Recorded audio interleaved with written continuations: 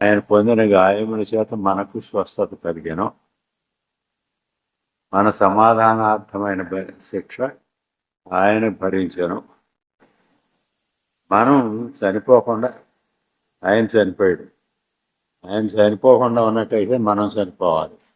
అంతే మనం చనిపోకుండా ఉండటం కోసం, మనం బ్రతకటం కోసం, మనకు శాశ్వత జీవం ఇవ్వటం కోసం ఆ ప్రభు ప్రాణం పెట్టాడు. మన కోసం ప్రాణం పెట్టడం కోసం వస్తాడని ముందు దైవ గ్రంథం చాలా సంవత్సరాలు ముందుగానే, 100 సంవత్సరాలు ముందుగానే తెలియజేసింది. యెషయా ప్రవక్త చెప్తున్నాడు, అనగా మనకు శిశువు పుట్టాను, మనకు కుమారుడు అనుగ్రహింపబడిను, ఆయన భుజం మీద రాజ్యభారమును. ఆశ్చర్యకరుడు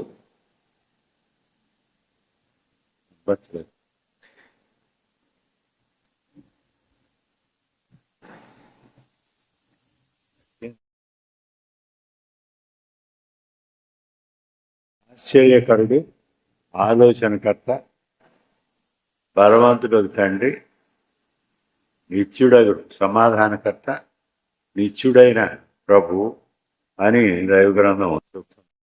ఆయన వస్తాడు. మరి ఆయన ఇవ్వబడ్డాడు మన కోసం, శిశువు అనుగ్రహింపబడ్డాడు అన్నాడు. ఆయన భుజం మీద రాజ్యభారం ఉంటుంది. మరి ఆ ప్రకారంగానే మేకా ప్రవక్త కూడా చెప్పాడు. చాలామంది ప్రవక్తలు విషయాలు చెప్పారు. ముఖ్యంగా మేకా, మరి యెషయా స్పష్టంగా ఈ విషయం చూపించారు, ప్రభు వారు వస్తారని. మేకా చెప్తున్నాడు,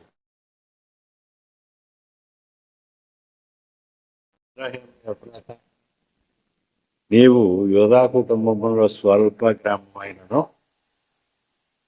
నీలో నుండి నా ప్రజలైన ఇజ్రాయేలీయులను ఏలబోవాడు వచ్చును. ఆయన పురాతన కాలం నుండి శాశ్వత కాలము ప్రత్యక్షమవుతున్నాను. కొంతమంది క్రీస్తు ప్రభు మరి ఇప్పుడే కదా 2000 సంవత్సరాల కిందటే కదా పుట్టాడు అని అంటారు. సువార్తలు వచ్చాకనే కదా క్రీస్తు ప్రభు గురించి ఉంది అని అంటారు. క్రీస్తు ప్రభు గురించి అనాదిగానే ఉంది, ఆరంభం నుంచి ఉంది. ఆయనకు ఆద్యంతాలు లేవు, శాశ్వత కాలం ఉండేటటువంటి వాడు ఆ ప్రభు. ఆయన గురించి ఆరంభం నుంచి ఉంది.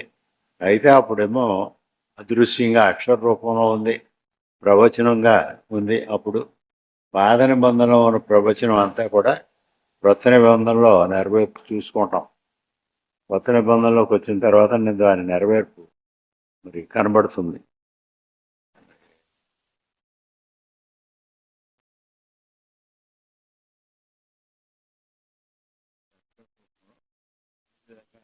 వారు కనబడుతున్నారు.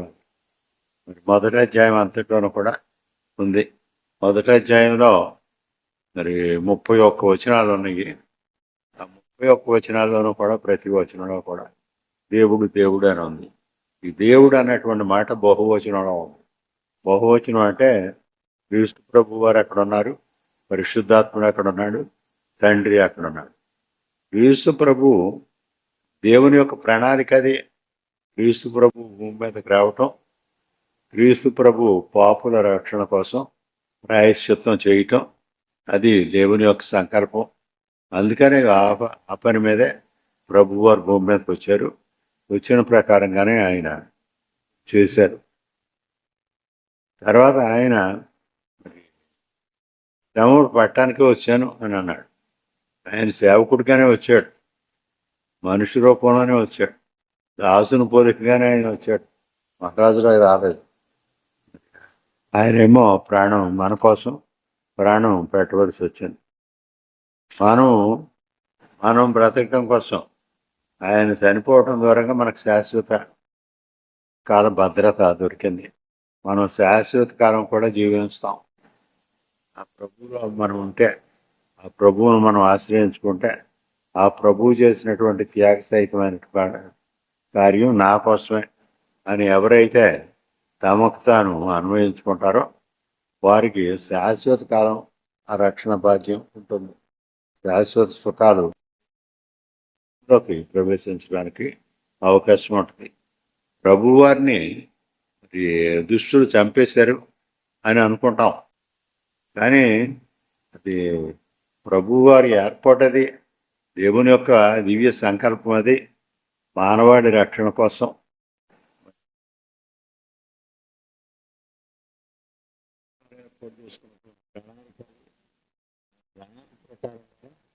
ప్రభువారు చనిపోవటం జరిగింది. అలాగని ఈ నిందించినటువంటి వాళ్ళకి, శిక్షించినటువంటి వాళ్ళకి, మరి శిలువ మరణం పాలు చేసినటువంటి వాళ్ళకి మరి తీర్పు ఉండదని కాదు. వాడి ఫలితం దాని ఫలితం వాడు అనుభవిస్తారు. కానీ వాడు చేయలేరు. దేవుని ఏర్పాటు కాకపోతే, దేవుడు అనుమతించకపోతే వాళ్ళు ఏమి చేయలేరు ఆయన్ని. అందుకనే ప్రభువారు చెప్పారు, నా ప్రాణం పెట్టడానికి, మరి దాన్ని మరలా తిరిగి తీసుకోవటానికి నాకు అధికారం ఉంది. మరి ఆ విధంగానే ప్రభువారు ప్రాణం పెట్టడం కోసమే భూమి మీదకి వచ్చారు. ఆయన ప్రాణం పెట్టారు. ఈ ప్రాణం పెట్టడానికి ముందుగా మనుష్య రూపంలో ఉన్నారు, మనుషుల పోలికగానే ఉన్నారు, మనుష్యుడిగానే ఉన్నాడు. అందుచేతని ప్రాణం పెట్టడానికి ముందుగా ఆయన ఎంత వేదన అనుభవించవలసి వచ్చిందో చూసుకుందాం. లూకా సువార్త 22వ అధ్యాయం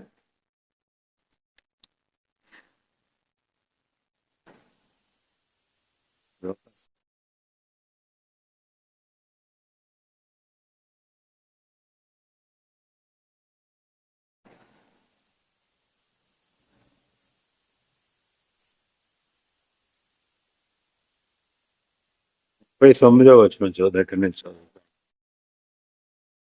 సువార్త 22వ అధ్యాయం 39వ వచనం దగ్గర నుంచి చదువుతున్నాను.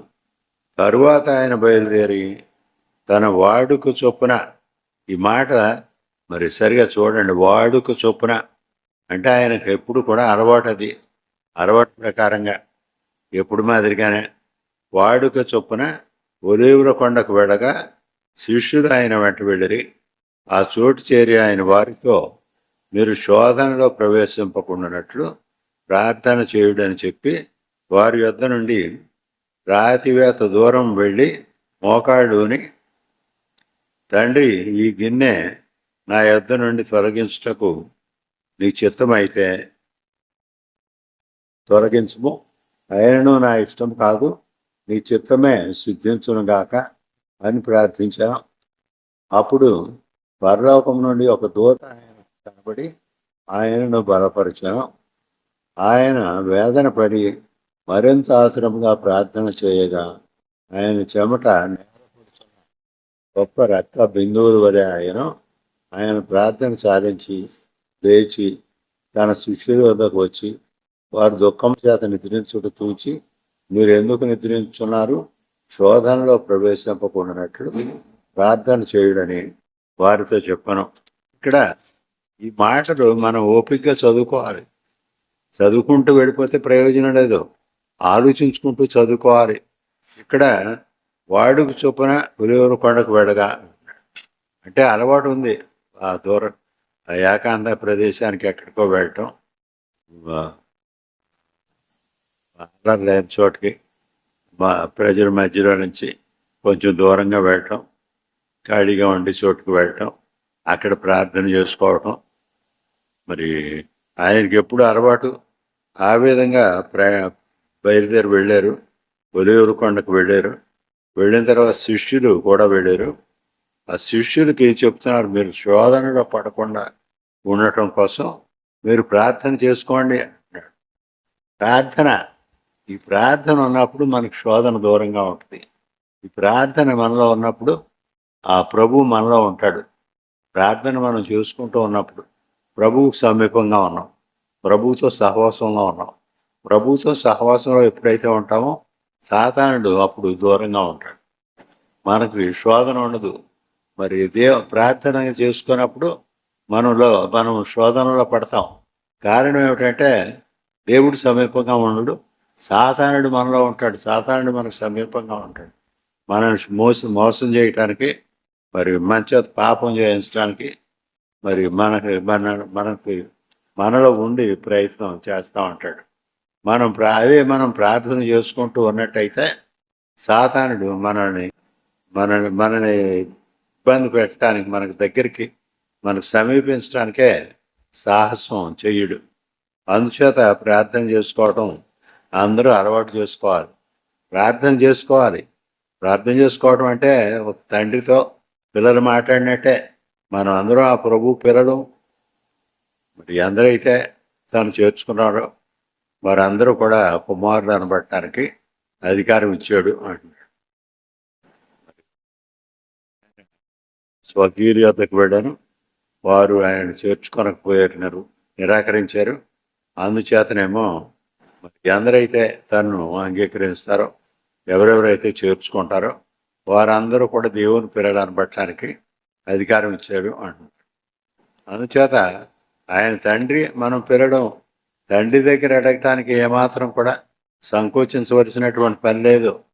పిల్లలుగా మన అవసరాలు చెప్పొచ్చు, మన భారం చెప్పొచ్చు, మన బాధ్యతల విషయం చెప్పొచ్చు, మరి మన లేమి గురించి చెప్పొచ్చు, మన అనారోగ్యం గురించి చెప్పొచ్చు.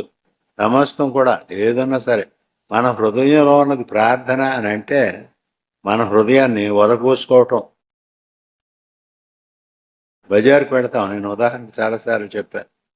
బజార్కి వెళతాం, సంతకు వెళ్ళి నేను పూర్వం సంతకు వెళ్ళి కూరగాయలన్నీ బ్యాగులు వేసుకోం. పచ్చిమిరపకాయలు ఉంటాయి, వంకాయలు ఉంటాయి, టమోటాలు ఉంటాయి, చిక్కుడుకాయలు ఉంటాయి, అన్నీ కలిసిపోతాయి.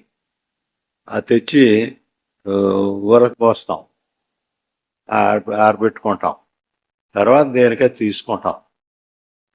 మరి ఈ హృదయాన్ని ఊరకు పోసుకోవటం ఆ ప్రభు దగ్గర, ఆ ప్రభు సన్నిధిలో. ప్రార్థన అని అంటే హృదయంలో ఉన్న సమస్తాన్ని కూడా ఆ ప్రభు ముందు పరచటం, ఆయన చూపించటం. మరి ఆ విధంగా మనం ప్రార్థన చేసుకోవాలి. ప్రార్థన చేసుకుంటూ ఉన్నప్పుడు మనకేమో శోధన దూరంగా ఉంటుంది. శోధకుడు మనకు దగ్గరికి రావటానికి, సమీపించడానికి భయపడతాడు. ప్రభువారు కూడా మోకరించి ఆయనేమో ప్రార్థన చేస్తున్నారు. మరి నీ చిత్తమైతే దాన్ని తొలగించు అని అంటున్నారు. అది మానవ బలహీనతలో, మానవ శరీరంలో ఉన్నారు ప్రభువారు. అంచేత మానవ బలహీనతలో అడుగుతున్నారు. కానీ ప్రభు వారికి తెలుసును అది దేవుని ఏర్పాటు కాదు అని. దేవుని ఏర్పాటు ఏమిటంటే సులువు మరణం పొందటమే. అందుచేత అది చెయ్యాలి అని ఆయనకు తెలుసును. అందుకనే నా ఇష్టం కాదు, నీ చిత్తం మాత్రం జరిగించు అంటున్నాడు. రాత్రి మా అబ్బాయికి చెప్తున్నాను నేను. మా నాయన ఆ మాటలు మాట్లాడేది, ప్రార్థన చేసేది. చెక్కగా ఉండగా మా నాయన ప్రార్థన చేసేది. అన్నీ అడిగి ఏం కావాలో అన్ని విషయాలు అడిగి బలహీనతలు అన్నింటిలోనూ మరి ఇరు పొరుగుల వారి కోసం, బంధుమిత్రుల కోసం ప్రార్థన చేసి, అయినా సరే ప్రభువా నా ఇష్టం కాదు, నీ చిత్తాన్ని జరిగించు అని అనేది. నాకు అప్పుడు తెలిసేది కాదు, ఏంటి ఇలాగే అంటుంది ఆయనమ్మ అనే అనుకునేవాడిని.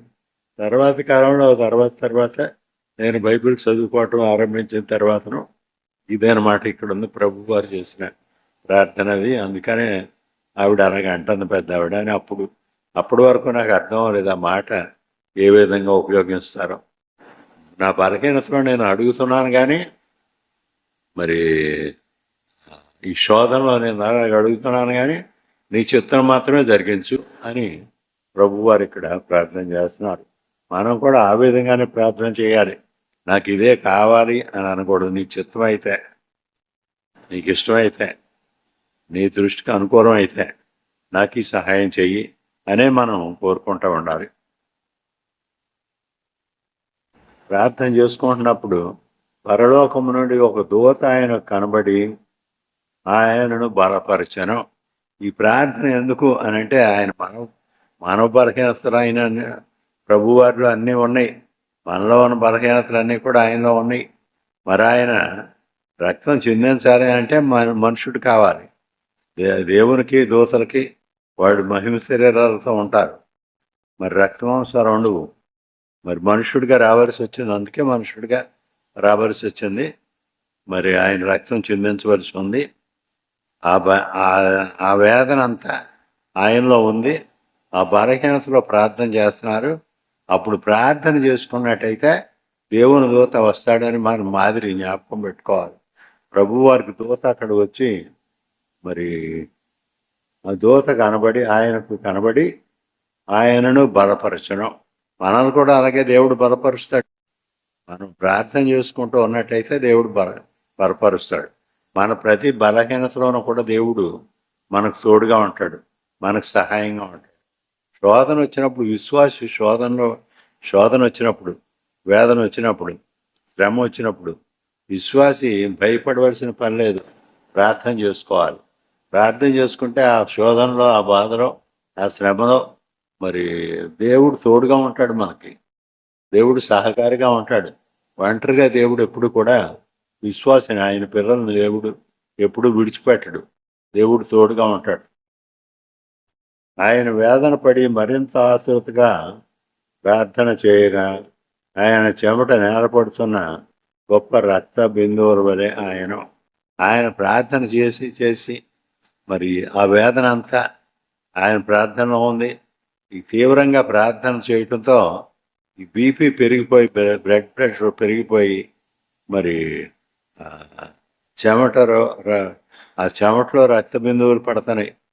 ఆ చెమట మనకు చెమట గారినట్టుగా, వేసవిలో మరి మనకి చెమట గారినట్టుగా ఆయన రక్తం స్రవిస్తుంది. మరి అంత వేదన ఆయన ముందు, ఎందుకంటే ఆయన మీద అంత వేదన ఉంది. ఎందుకంటే మరి శిలువ మరణం భరించవలసి ఉంది, అవమానాలు సహించుకోవాల్సి ఉంది, మరి నిందలు సహించవలసి ఉంది, శోధనలు సహించవలసి ఉంది. అన్నింటికీ కూడా సిద్ధపడాలి అని ఆయన ప్రార్థన చేసుకుంటున్నారు. ప్రభువారు మరి దేవుడు ఆ విధంగా ఆయన బలపరిచినట్టుగా ఉంది. మరి ఇంకా మరోసారి చెప్తున్నారు ప్రభువారు శిష్యులతో, మీరు శోధనలో ప్రవేశించకుండా ఉండేటట్టుగా మీరు ప్రార్థన చేయండి.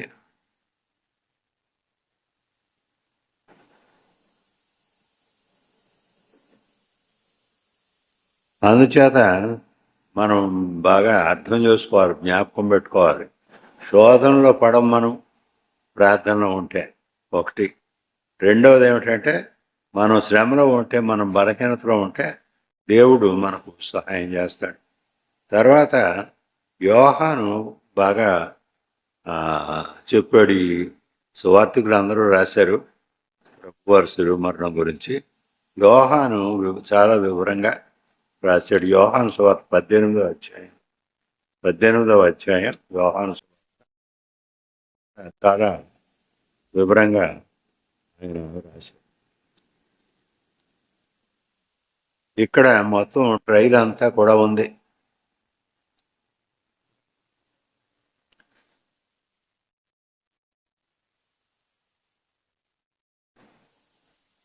నాలుగో వచనం దగ్గర నేను చదువుతాను.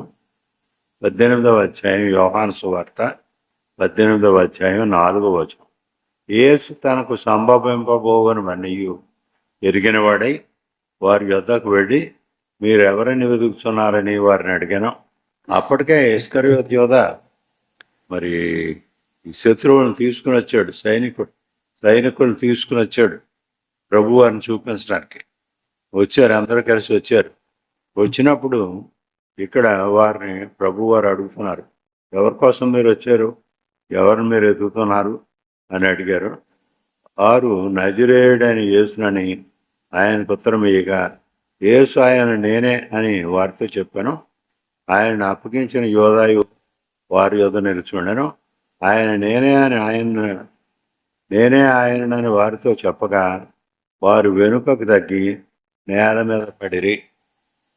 ఇక్కడ ఆయన మాటల్లో ప్రభావం కనపడుతుంది, ఆయన మాటల్లో శక్తి కనపడుతుంది. మరి అది అర్థం చేసుకునే వాడికైతే అర్థం అవుద్ది, మూర్ఖుడికి అర్థం అవ్వదు. మూర్ఖత్వంతో వాళ్ళేమో ఏదో విధంగా తీసుకువెళ్ళాలి అని వచ్చినటువంటి వాడికి అది అర్థం అవ్వదు. ఆ మాటల యొక్క ప్రభావం, ఆ మాటల యొక్క శక్తి, ఆయన దేవుడు అని అక్కడే తెలుస్తుంది.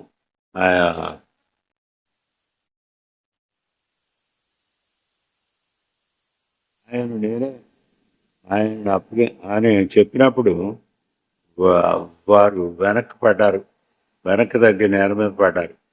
మరలా మరి లేచి నిలబడ్డారు. నిలబడిన తర్వాత మరోసారి మీరు ఎవరిని వెతుకుతున్నారని వారిని అడిగాను. అందుకు వారు నజరేయుడని యేసునని చెప్పగా, యేసు వారితో, నేనే ఆయనను మీతో చెప్పిదని కనుక మీరు నన్ను వెతుకుతున్న ఎడల వీరిని పోనీయుడేనను. నన్ను వెతుకుతున్నారు మీరు, నేను ఇక్కడే ఉన్నాను, నన్ను తీసుకెళ్ళండి, నన్ను ఏం చేస్తారో చేయండి, కానీ వీరిని విడిచిపెట్టేయండి అంటున్నాడు. శిష్యుడి గురించి ఆలోచిస్తున్నాడు. అంత వేదంలో కూడా ఇతరుల గురించి ఆ ప్రభు ఆలోచిస్తున్నాడు. ప్రభు మొదటి నుంచి కూడా ప్రజల కోసమే ఆలోచించాడు. మరి అది ఇక్కడ స్పష్టంగా కనబడుతుంది. వీరిని విడిచిపెట్టేయండి, నేను ఇక్కడే ఉన్నాను, మీకు కావలసిన వాడు నేను ఉన్నాను కదా, ఈ శిష్యులను వెళ్ళిపోనివ్వండి, వాడిని ఇబ్బంది పెట్టకండి, వాళ్ళని వెళ్ళిపోనివ్వండి అని.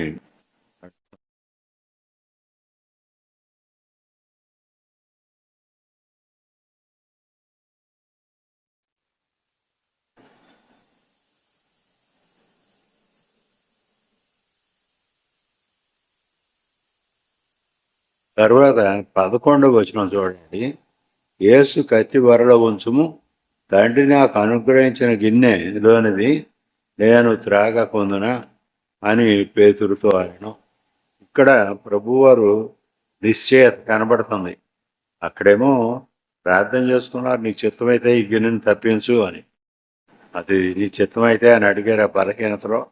కానీ ఆయన సంకల్పం ఏమిటి అని అంటే, ప్రభు ఏర్పాటు తప్పనిసరిగా జరగాలి, నాకు అప్పగించిన పని నేను చెయ్యాలి, మరి దాని నుంచి తప్పించుకోవడానికి వీల్లేదు. తండ్రి నాకు అనుగ్రహించిన గిన్నెలోనిది నేను త్రాగకుందునా అని పేతురుతాను. ఆయన ఏమైనా సరే, మరి ఎటువంటి అవమానం అయినా సరే, ఎటువంటి శిక్ష అయినా సరే భరించాలి, ప్రాణం పెట్టాలి. మరి నన్ను ఆశ్రయించుకునే వారికి అందరికీ కూడా పాప విమోచనం కలగాలి అని సంకల్పంతోనే ఉన్నారు. ఆ సంకల్పం ఎంత మాత్రం కూడా మరి తప్పిపోవడానికి వీల్లేదు. అందుకనే ఆయనేమో ఆ విధంగా నా కోసం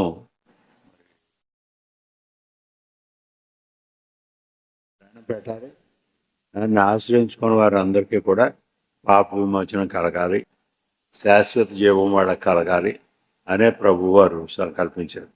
తర్వాత ఒకసారి మరలా లోక సువార్తలకు వెళ్ళండి. ప్రభువారు శిష్యుల గురించి ఆలోచించారు. శిష్యుడిని విడిచిపెట్టమన్నారు. శిష్యులు శ్రమలో పడకూడదు అని అనుకున్నారు.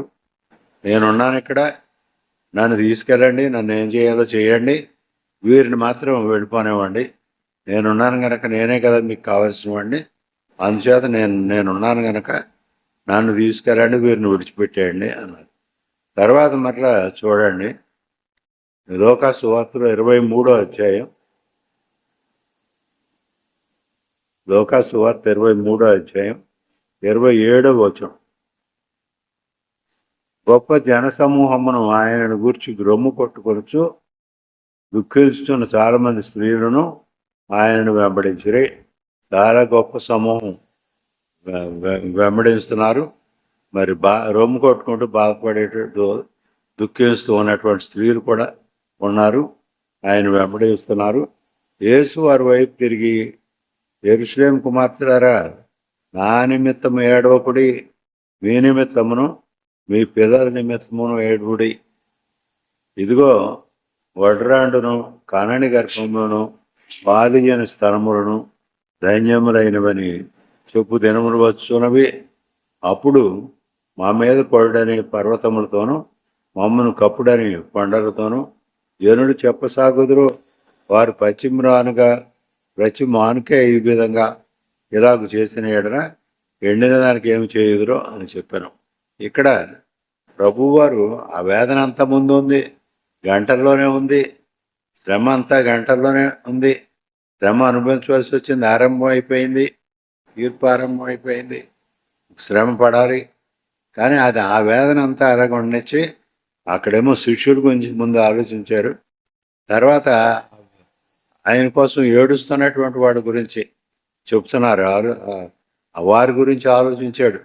అక్కడ ప్రభు వారు చెప్తున్నారు ఏమిటంటే, నా గురించి ఏడవకండి, నేను మంచి పని చేయటానికి వచ్చాను, నేను శ్రమ పడినా నా ఒక్కడి వలన, నా ఒక్కడి శ్రమ వలన అనేకులకు మేలు జరుగుద్ది, నేను శ్రమ పడతాను పర్వాలేదు, కానీ మీ గురించి ఆలోచించుకోండి, మీ కుటుంబాల గురించి ఆలోచించుకోండి, మీ పిల్లల గురించి ఆలోచించుకోండి, వాళ్ళ గురించి ఏడవండి, మీరు వాళ్ళ గురించి మరి మీరు శ్రమ పడండి.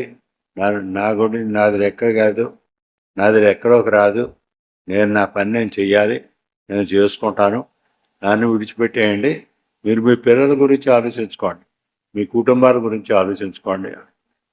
మనం ఏం చేస్తున్నాం? మన కుటుంబాల గురించి ఆలోచిస్తున్నాం. ప్రతి ఒక్కరూ ఆలోచించుకోవాలి, నా పిల్లల గతి ఏమిటి, భవిష్యత్తు ఏమిటి, మరి నా కుటుంబం ఏమిటి, బంధుమిత్రులు ఏమిటి, ఇరుగు పొరుగులు ఏమిటి, అందరూ ఆలోచించాలి. అందరూ ఉంటేనే సంతోషం.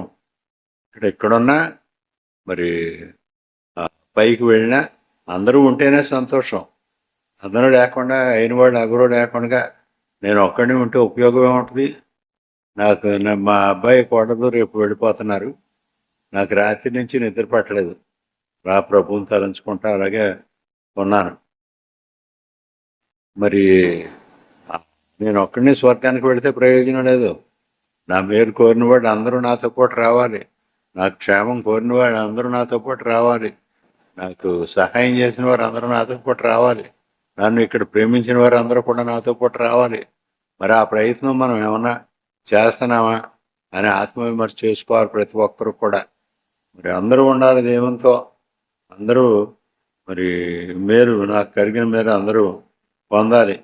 ఇక్కడ ప్రభువారు చెప్తున్నారు, వారు పశ్చిమ రానుకే ఇలాగ చేసిన ఎడన ఎండిన దానికి ఏమి చేయుదురో అని చెప్పారు. ఇక్కడ దీన్ని ఇది మరి ఏమిటి అంటే, నేను నిర్దోషిని, నేను ఏ పాపం ఎరగను, నన్ను ఈ విధంగా శిక్షిస్తున్నారు.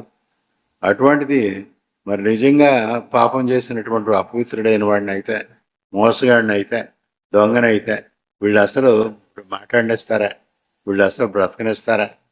వాళ్ళు తాము నీతిమంతుడు అని అనుకుంటున్నారు కదా, ఆ శాస్త్రులు పరిచయులు తామే నీతిమంతుడు అని అనుకుంటున్నారు. అందుచేత ఎవరైనా దోషుని అయితే వీళ్ళు అసలు బ్రతకనివ్వరు కదా అని ఆలోచిస్తున్నారు. అంటే ఆ దోషం వాళ్ళ దృష్టికి కనబడాలి. ఇంకా పాపమే, వాళ్ళే పాపంలో ఉన్నారు, కానీ వాళ్ళ దృష్టికి పాపంలో కనబడితే వాడిని వదలరు కదా చెప్తున్నా.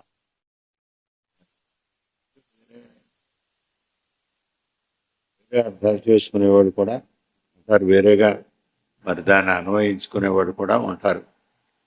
ఏదైనా కూడా ఇక్కడ నీతిమంతునికి ఈ విధంగా శిక్ష కలుగుతుంటే, మరి అవినీతిపరులైనటువంటి వాళ్ళకి, మోసగాడైనటువంటి వాడికి, దొంగలైనటువంటి వాడికి, హంతకులైనటువంటి వాడికి, అటువంటి వాడికి ఆ విధంగా ఉంటుంది అని మరి ఈ మాటలే పేతురు చెప్తున్నాడు. దేవుని ఇంటి దగ్గరే తీర్పు ఆరంభం ఇవ్వాల్సి వస్తే ఏ విధంగా ఉంటుంది అని పేతురు రాసినటువంటి మొదటి పత్రికలో చూడండి ఒకసారి. పేతురు రాసిన మొదటి పత్రిక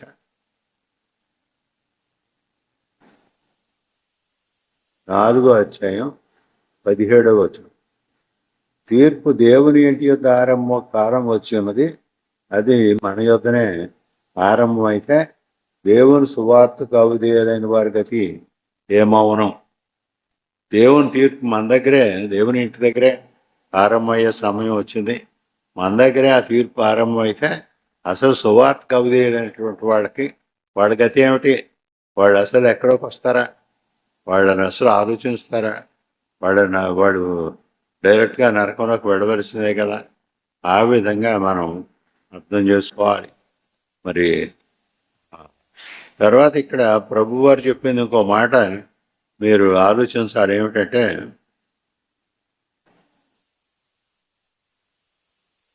20వ వచనం, 30వ వచనం. అప్పుడు మా మీద పడుడని పర్వతములతోనూ మమ్ము కప్పుడని కొండలతోనూ జనులు చెప్పసాగుదురు. ఆ సమయం వస్తుంది, ఆ తీర్పు సమయం వస్తుంది. ఆ ప్రభు ఉగ్రతను మేము తట్టుకోలేము.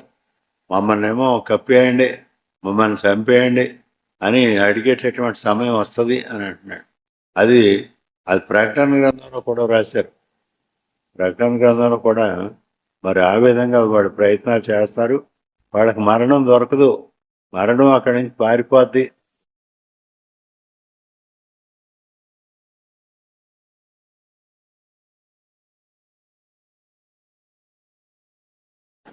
కోరుకుంటారు ఆ విధంగా, కానీ అది జరగదు.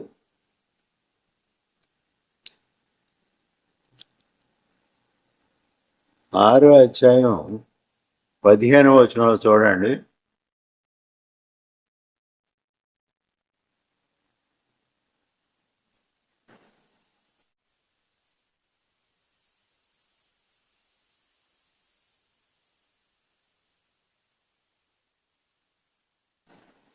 భూరాజులను, గనులను, సహస్రాధిపతులను, ధనికులను, బలిష్ఠులను, ప్రతి దాసుడును, ప్రతి స్వతంత్రుడును కొండ గుహలలోను బండర సందులలోనూ దాక్కుని సింహాసనాసీనుడై ఉన్న వాని యొక్కయు గొర్రెపిల్ల యొక్కయు ఉగ్రత మహాదినము వచ్చను. దానికి తేడజాలిన వాడెవడు? మీరు మా మీద పడి ఆయన సన్నిధికిని గొర్రెపిల్ల ఉగ్రతకును మమ్మను మరుగు చేయుడి అని పర్వతములతోనూ బండలతోనూ చెప్తున్నారు. యోహాను చూసి చెప్తున్నాడు. జరగబోయేటటువంటి దాన్ని ప్రభువారు మహాభక్తుడైనటువంటి యోహానికి చూపించుతున్నారు. చూసి ఆయనేమో ఆ విధంగా రాస్తున్నాడు. ఈ విధంగా జరుగుతుంది భవిష్యత్తులో. అది ఆ రోజున మహామోహులైనటువంటి వాళ్ళే, భూరాజులు, గనులు, సహస్రాధిపతులు, ధనికులు, బలిష్ఠులు, ప్రతి దాసుడు, ప్రతి స్వతంత్రుడు, అంటే ధనికుడు అని లేదు, పేదవాడు అని లేదు, అందరూ కూడా ఆ దినాన్న ఆ విధంగా అంత భయపడతారు. మరి మన స్థితి ఏమిటి అని మనం ఇప్పటి నుంచి ఆలోచించుకోవాలి. ఇప్పుడు ఏ క్షణంలో ప్రభు రాకడ సంభవిస్తుందో తెలియదు. ప్రభువారు మన కోసం ప్రాణం పెట్టారు, మనల్నేమో రక్షించాలని ఆయన ఆశపడ్డాడు. మరి మనం ఆయన సంకల్పాన్ని అంగీకరిస్తున్నామా, తిరస్కరిస్తున్నామా? ఎందరైతే ఆయన అంగీకరిస్తారో వారందరూ కూడా దేవుని కుమారులు అనబడతారు, దేవుని పిల్లలు అవుతారు. ఈ 18వ అధ్యాయంలో వివరంగా ఉందంతా. ఏమిటి ఈ ట్రయల్ ఏ విధంగా జరిగింది, ఈ తీర్పు అంతా ఏ విధంగా జరిగింది, ప్రభువారిని పట్టుకుని ఒక బందీగా చేసి ఆయన సైనికులు ఆయన్ని తీసుకుని వెళ్ళారు. మొట్టమొదటి అన్న అన్నటువంటి ఆయన దగ్గరికి తీసుకెళ్ళారు. ఈ అన్న ఎవరంటే ఒక యాజకుడు, ఆ సంవత్సరం ప్రధాన యాజకుడు అయినటువంటి కయపకు మామగారు ఆయన. మనకి చూడండి, కార్పొరేటరు భార్య అయితే అతడు పెత్తనం చేస్తూ ఉంటాడు, ఎమ్మెల్యే భార్య అయితే అతడు చేస్తూ ఉంటాడు పెత్తనం. ఒకవేళ అతడు ఎమ్మెల్యే అయితే ఆయన భార్య పెత్తనం చేస్తూ ఉంటాడు. మంత్రి గారిలో అలాగే ఆ విధంగానే ఉంటారు. మరి ఆ విధంగా ఈ అన్న దగ్గరికి పెద్ద ఆయన కదా అని అక్కడికి తీసుకెళ్ళిపోయారు. ముందు నా దగ్గర చెప్పమంటున్నాడేమో, మరి అక్కడికి వెళ్ళిపోయారు. అక్కడ ఆయన అన్నీ అడిగి మళ్ళా ఆ కయ్యప దగ్గరికి పంపాడు, అల్లుడి దగ్గరికి పంపాడు. ఆయన ఆ సంవత్సరం ప్రధాన యాజకుడు. ఆయన మరలా పిలాతు దగ్గరికి తీసుకెళ్ళాడు. పిలాతు గారు గవర్నర్ దగ్గరికి తీసుకెళ్ళాడు. మరి గవర్నర్ గారేమో మీరే తీర్చుకోండి, అతడు యూదుడు కదా, నేను తిరిగి పంపేస్తున్నాను, మీరే తీర్చుకోండి ఇతడికి అని తిరిగి పంపుతాను అని అంటే, అప్పుడు అలా కాదు, మాకు మరణ శిక్ష విధించేటటువంటి అధికారం లేదు అంటున్నారు. అంటే వీళ్ళు ఏ తీర్పు తీర్చుకుండగానే రైలు జరగకముందే మరణ శిక్ష విధించడానికి నిర్ణయం చేసుకున్నారు ప్రభువారికి. మరి ఏమిటి నేరం అని ఆయన పిలాతు అడిగాడు. ఏమిటి నేరం అంటే, ఇతడు నేను రాజుని అంటున్నాడు, నేను దేవుడిని అంటున్నాడు, ఏం బోధిస్తున్నాడు, అవసరం లేని బోధనలు బోధిస్తున్నాడు అని చెప్తున్నారు. ఉన్నవి లేనివి చెప్తున్నారు. మరి చెప్పినప్పుడు ఆయన అడిగాడు, ఏమిటి నువ్వేం బోధించుతున్నావు అని అడిగాడు. అడిగినప్పుడు నేను పబ్లిక్గానే బోధిస్తున్నాను, రహస్యంగా నేనేం బోధించడం లేదు. నేను సమాజ మందిరాల్లో బోధిస్తున్నాను, ఆలయంలో నేను బోధిస్తున్నాను, అందరూ వింటున్నారు. మరి నేను రహస్యంగా ఏం బోధించలేదు. ఆయన నిర్భయంగా ప్రభువారు సమాధానం చెప్పాడు. తర్వాత ఆయన, నీవు రాజువా అని అడిగాడు. అవును, నీవు అన్నట్టే, నేను రాజునే, కానీ నా రాజ్యం ఇహ సంబంధమైనది కాదు. నా రాజ్యం ఇహ సంబంధమైనది అయినట్టయితే మరి నా సేవకులు వచ్చి నన్ను ఈ శ్రమలో ఉండకుండా విడిపించి తీసుకువెళదురు. మరి ప్రభువారు నిర్భయంగా చెప్పారు. మనకు కూడా ఆ విధంగానే చెప్తున్నాడు దేవుడు. దైవ గ్రంథం చెప్తుంది ఏమిటంటే, మనం ఒకవేళ శ్రమలో పడితే, శోధనలో పడితే మరి దేవుడు ధైర్యం ఇస్తాడు. ఏం మాట్లాడారో అప్పుడు తెలియజేస్తాడు. మనం అక్రమంగా నిర్బంధించబడితే, అక్రమంగా మనమేమో నేరం మోపబడితే, మనమేమో తీర్పుకు వెళ్ళవలసి వస్తే, అక్కడ దేవుడు పరిశుద్ధాత్ముడు మీకు ఏం మాట్లాడాలో ఆయన నడిపిస్తాడు, ఆయన మీకు తెలియజేస్తాడు అని చెప్పారు. దానిని కొంతమంది ఏమో నాకు దేవుడు తెలియజేస్తాడు, దైవ గ్రంథం అలాగ ఉంది అంటారు. ఆ విధంగా బోధిస్తారు.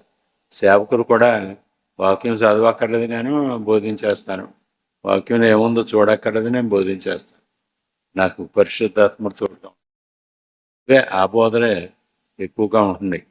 మరి అది ఆ సేవకుల గురించి చెప్పలేదు. విశ్వాసులు క్షుణ్ణంగా బైబిల్ గ్రంథం చదువుకుంటూ ఉండాలి. సేవకుడు ఇంకా ఎక్కువగా దైవ గ్రంథాన్ని చదువుకుంటూ ఉండాలి. మరి అక్కడ ప్రభువారు చెప్పింది ఏమిటంటే, దైవ గ్రంథం చెప్పింది ఏమిటంటే, మరి ఆపద వచ్చినప్పుడు, శ్రమ వచ్చినప్పుడు నీకేమి తోచదు, వేదన వచ్చినప్పుడు ఏమి తోచినప్పుడు ఏం మాట్లాడారో అప్పుడు ఆయన తెలియజేస్తాడు మనకి. మనం ఆ విధంగా అర్థం చేసుకోవాలి.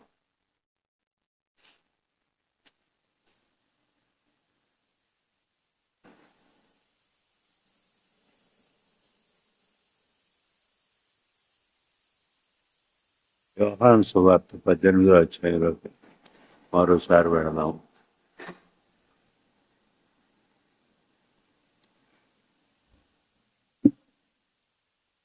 ప్రధాన యాజకుడైనటువంటి కయప మరి చెప్తున్నాడు, ఆయనకు ఆత్మ సంబంధమైనటువంటి అవగాహన లేదు.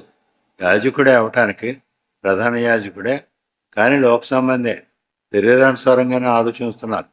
ఈ ఆజ్ఞలన్నింటినీ కూడా ఆత్మ సంబంధంగా ఆలోచించబడినటువంటి ఆజ్ఞలన్నింటినీ కూడా మరి అక్షర రూపంలో వాడు ఆచరిస్తున్నారు. చెప్పారు అక్కడ, ఇజ్రాయేలు వినుము, ఈ దేవుడైన యెహోవా, అద్వితీయుడైనటువంటి యెహోవా, మరి ఆయన ఆజ్ఞలన్నీ ఆయన్నే నువ్వు ఆరాధించాలి, మరి ఆయన మాత్రమే ఆరాధించాలి, ఆయనకంటే ఎక్కువగా దేన్ని ప్రేమించకూడదు, దేన్ని ఆరాధించకూడదు, అది విగ్రహారాధన అవుతుంది. మరి ఇవేమో అది రాజులకే ఆజ్ఞ, యాజకులకే ఆజ్ఞ. ఏమిటంటే ధర్మశాస్త్రాన్ని అంతటినీ కూడా మీరు చదవాలి, మీరు నేర్చుకోవాలి, మీరు తెలుసుకోవాలి.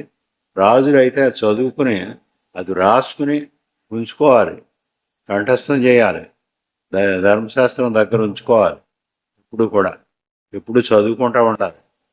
మరి యాజకులు అది చదువుకుంటూ ఉండాలి. నువ్వు చదువుకోవటం మాత్రం కాకుండా నీవేం చేయాలంటే నీ పిల్లలకు బోధించాలి. నీ పిల్లలు దారిలో ఉన్నప్పుడు నీ పిల్లలకు బోధించాలి, ఇంట్లో ఉన్నప్పుడు బోధించాలి, ఇంట్లో కూర్చున్నప్పుడు బోధించాలి, వారు పడుకునేటప్పుడు బోధించాలి, లేచినప్పుడు బోధించాలి. అంటే నిర్విరామంగా నువ్వు బోధిస్తూనే ఉండాలి. యాజకుడి పని అది, బోధిస్తూనే ఉండాలి నీ పిల్లలకి. తర్వాత మరి దాన్నేమో ఆ ధర్మశాస్త్రాన్ని నీ ముంజేతికి కట్టుకోమంటున్నారు, అది నీ ముందు చేతికి కంకణంగా ఉండాలి అని అంటున్నారు. తర్వాత ఏమో నీ ద్వారబంధాల మీద, నీ గౌరుని మీద అవి రాయాలి అంటున్నారు. అంటే ఏమిటి, మరి నీ ముఖానికి ఇక్కడ నీ నొసటికి బాసికంగా కట్టుకో అని అంటారు. అంటే అవి అది అది ఆ విధంగా అక్షరానుసారంగా వారు ఆచరించారు. దానిలో ఉన్నటువంటి ఆత్మ సంబంధమైనటువంటి భావం ఏమిటంటే నీ నీ దృష్టిలో ఎప్పుడు కూడా అది ఉండాలి. ధర్మశాస్త్రం దేవుని యొక్క నియమాలు నీ దృష్టిలో ఎప్పుడు కూడా ఉండాలి. నువ్వు ఎప్పుడు కూడా వాచ్ చూసుకున్నట్టుగా మరి ఆ విధంగా అవేమో నువ్వు జ్ఞాపకం చేసుకుంటా ఉండాలి. మరి ఆ విధంగా ఆచరించవలసినవి వారేమో అక్షరానుసారంగా ఆలోచించారు. ఆ విధంగానే ఇక్కడ ఈ ఈ ప్రధాన యాజకుడు ఏం చెప్తున్నాడంటే ఒక ఒక ఒక మనిషి చనిపోవటం అవసరం. పాపులు మనం విమోచనం కోసం, మనుషుల విమోచనం కోసం, మనుషుల అపరాధాల కోసం ఒక ఒక మనుషుడు చనిపోవటం అవసరం. ఒక మనుషుడి రక్తం చిందించబడటం అవసరం అని సాధారణంగా చెప్తా వచ్చాడు ఆయన. అంతే తప్ప అది చెప్తున్నాడు కానీ ఆ పని కోసమే ఈ ప్రభువు వచ్చాడు, ఈ అమాయకుడైనటువంటి నిర్దోషి అయినటువంటి ఈ ప్రభువు వచ్చాడు, ఈయనేమో మరి తన రక్తం చేతే అనేకుల్ని మరి పాపం నుంచి విమోచిస్తాడు అన్న సంగతి ఆయన గ్రహించలేదు. గ్రహించకుండా మరి ఆయన బోధిస్తున్నాడు ఎప్పటి నుంచో ఆ విషయం. మరి ఆ ప్రకారంగానే మరి ఆ నిర్లక్ష్యంలోనే అక్షరానుసారమైనటువంటి ఆ జ్ఞానంలోనే ప్రభు వారిని వారు విడిచిపెట్టడం జరిగింది. విమోచనం కోసం ఒక మనుషుడు చనిపోవటం అవసరం అన్న సంగతి ఈయనేమో నమ్మాడు, తెలియజేస్తున్నాడు కూడా. పైపు ఒక మనుష్యుడు ప్రజల కొరకు చనిపోవట ప్రయోజనకరమని యూదులకు ఆలోచన చెప్పిన వాడు. యూదులకు ఆ విధంగా ఆలోచన చెప్పాడు, కానీ ఆయనే వచ్చాడు మన కోసం, ప్రజల పాప విమోచనం కోసం ఆయనే వచ్చాడు ఇక్కడికి అన్న సంగతి ఆయన గ్రహించలేదు, ఆయన చెప్పలేదు. తర్వాత యోహాను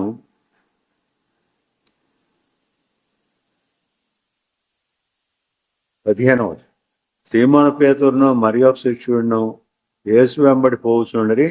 ఆ శిష్యుడు ప్రధాన యాజకునికి నెడవైన వాడు కనుక అతడు ప్రధాన యాజకుని ఇంటి ముంగిటిలోనికి యేసుతో కూడా విడనం. ఈ యోహాను పెద్ద కుటుంబం నుంచి వచ్చినటువంటి వాడు. మరి ఆ ప్రధాన యాజకుడితోనూ వీడితోనూ కూడా అక్కడ పెద్దలతో పరిచయాలు ఉన్నాయి. అందుచేత ఆయన లోపలికి వెళ్ళిపోయాడు. ప్రభు కూడా తీసుకువెళ్తుంటే ఆయన లోపలికి వెళ్ళిపోయాడు. మరి ఈ పేతురు మాత్రం ద్వారం దగ్గర ఉండిపోయాడు. తర్వాత ఆ శిష్యుడు బయటికి వచ్చి ద్వారపాలకురాలితో మాట్లాడి పేతురుని లోపలికి తోడుకొని పోయాను. పేతురును కూడా మళ్ళా లోపలికి తీసుకెళ్ళాడు. అందుచేత మనం ప్రభువు ప్రజలు అయినప్పటికీ కూడా లోకంతో సంబంధాలు ఉంచుకోవటం అవసరం అవుతుంది ఒక్కోసారి. అంటే లోకం చేసిన పాపం మనం చేయకూడదు, పాపుల్లో చేరకూడదు. మరి ఆయన పాపుల్లో చేరకుండా ప్రత్యేకంగా ఉన్నవాడు, అందరితోనూ ఉంటున్నాడు, కానీ పాపుల్లో చేరలేదు. మనం కూడా ఆ విధంగానే అందరితోనూ సమాధానంగా ఉండాలి, అందరితో స్నేహభావంతోనే ఉండాలి, పాపుల్లో చేరకూడదు. మనం దేవుడు దేన్నైతే ప్రేమిస్తాడో దాన్ని మనం ప్రేమించాలి. దేవుడు ఏ పాపాన్ని అయితే, ఏ మరి దుష్టత్వాన్ని అయితే అసహ్యించుకుంటాడో మనం కూడా దాన్ని అసహ్యించుకోవాలి. ఆ విధంగానే మనం ఉండాలి. దేవుడు ప్రేమించిన దాన్ని మనం ప్రేమించాలి. తర్వాత ఇక్కడేమో పేతురు 3 సార్లు అబద్ధం చెప్పినట్టుగా ఉంది, ప్రభువుని ఎరగను అని చెప్పినట్టుగా ఉంది 3 సార్లు. మరి 3 సార్లు కూడా పేతురు అక్కడేమో ప్రభువుని నేను ఎరగను అని నిర్లక్ష్యం చేసినట్టుగా ఉంది.